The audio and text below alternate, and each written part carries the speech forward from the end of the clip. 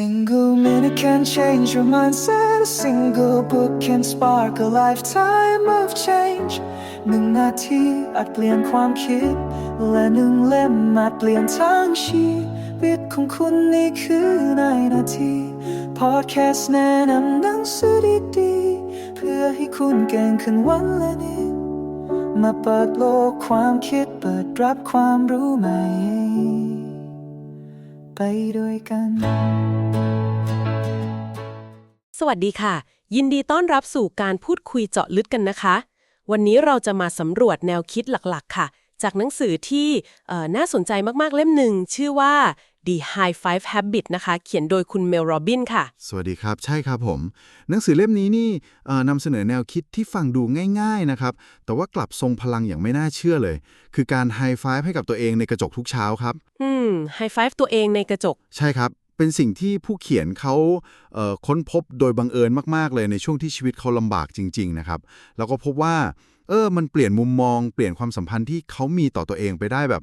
น่าทึ่งเลยครับค่ะน่าสนใจจังเป้าหมายของเราวันนี้ก็คือจะมาดูกันนะคะว่าแนวคิดนี้มันมีที่มายังไงแล้วมันมีประโยชน์ในชีวิตจริงอย่างที่หนังสือบอกหรือเปล่าแล้วก็มีหลักการอะไรมารองรับอยู่ข้างหลังบ้างนะคะเอาล่ะมาเริ่มกันเลยดีกว่าค่ะเรื่องต้นกำเนิดนี้ก็น่าสนใจนะคะคุณเมลเล่าว่าตอนนั้นเธอกำลังรู้สึกแบบแย่กับชีวิตมากๆเลยครับผมยืนอยู่ในห้องน้ำมองตัวเองในกระจกแล้วแบบเกิดความคิดอยากให้ใครสักคนมาให้กำลังใจจังอะไรแบบเนี้ยครับ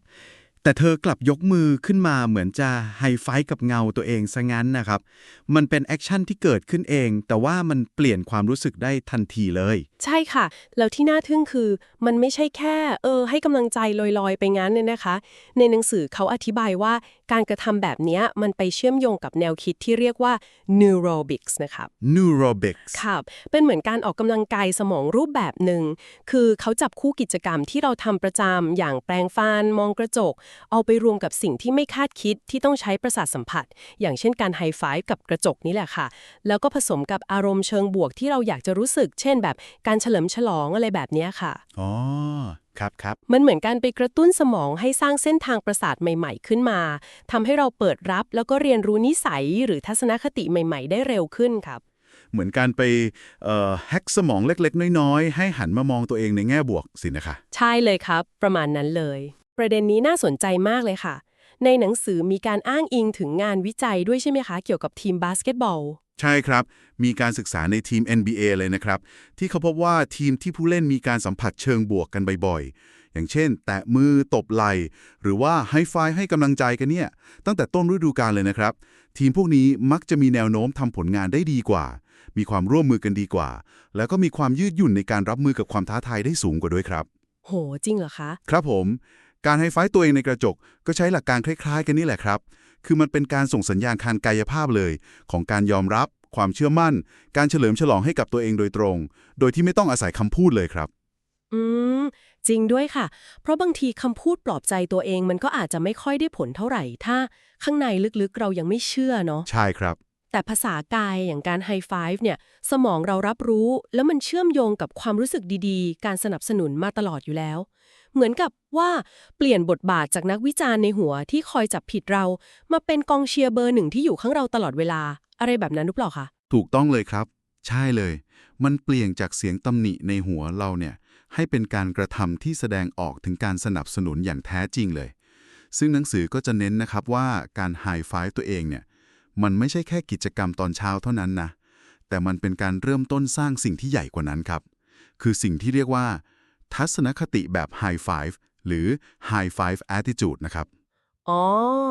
ทัศนคติแบบไฮไฟว์ขยายความตรงนี้หน่อยได้ไหมคะว่ามันส่งผลต่อชีวิตประจำวันนอกเหนือจากการยืนหน้ากระจกยังไงบ้างคะได้ครับในหนังสืออธิบายว่ามันคือการที่เรานำเอาพลังของการยอมรับแล้วก็การเฉลิมฉลองเนี่ยมาปรับใช้กับสถานการณ์ต่างๆในชีวิตประจำวันของเราเลยครับเช่นแทนที่เราจะจมอยู่กับความผิดพลาดใช่ไหมครับก็เปลี่ยนมาเป็นการไฮไฟว์ให้ตัวเองที่เรากล้าลองทำหรือว่าได้เรียนรู้อะไรใหม่ๆจากความผิดพลาดนั้นหรือเวลาเจอคำวิจารณ์แทนที่จะรู้สึกแย่ก็อาจจะมองว่ามันเป็นข้อมูลที่มีประโยชน์นะแล้วก็ไฮไฟว์ให้ตัวเองที่เราเปิดใจรับฟังค่ะ หรือแม้แต่การฉลองให้กับชัยชนะเล็กๆน้อยๆในแต่ละวัน เพื่อสร้างโมเมนตัมเชิงบวกไปเรื่อยๆครับมันคือการฝึกมองหาแง่ดีแล้วก็ให้กำลังใจตัวเองในทุกๆสถานการณ์เลยครับ โหฟังดูเป็นการสร้างความสัมพันธ์ที่ดีกับตัวเองอย่างแท้จริงเลยนะคะ เป็นรากฐานที่สำคัญมากๆเลย แต่ก็อดสงสัยไม่ได้นะคะว่าตอนเริ่มทำใหม่ๆเนี่ยมันต้องมีรู้สึกแบบ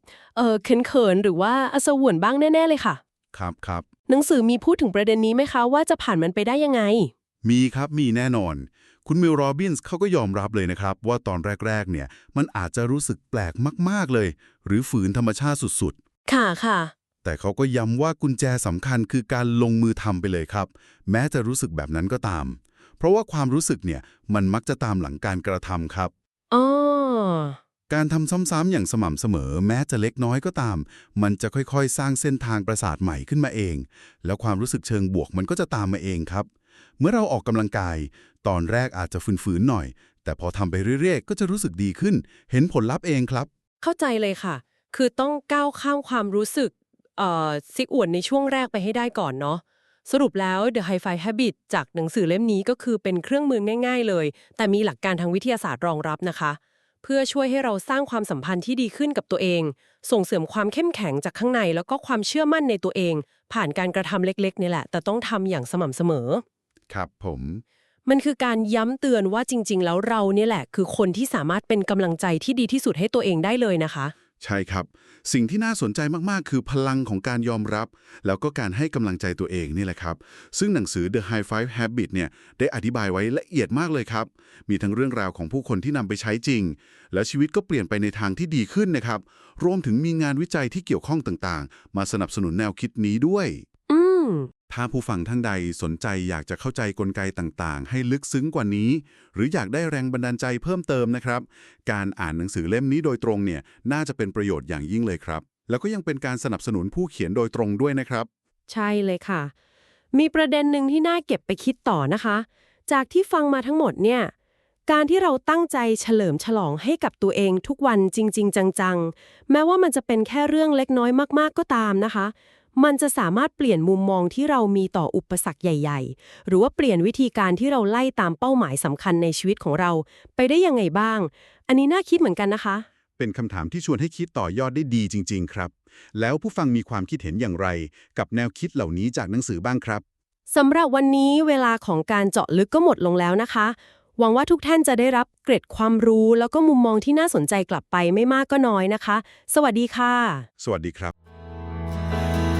Every page you turn is another step towards your success ทุกนาทีพลิกคืออีกหนึ่งก้าวสู่ความสำเร็จในแบบของคุณ หากคลิปนี้มีประโยชน์ช่วยแชร์ไปให้คนที่คุณรักแล้วเอามาเลี้ยง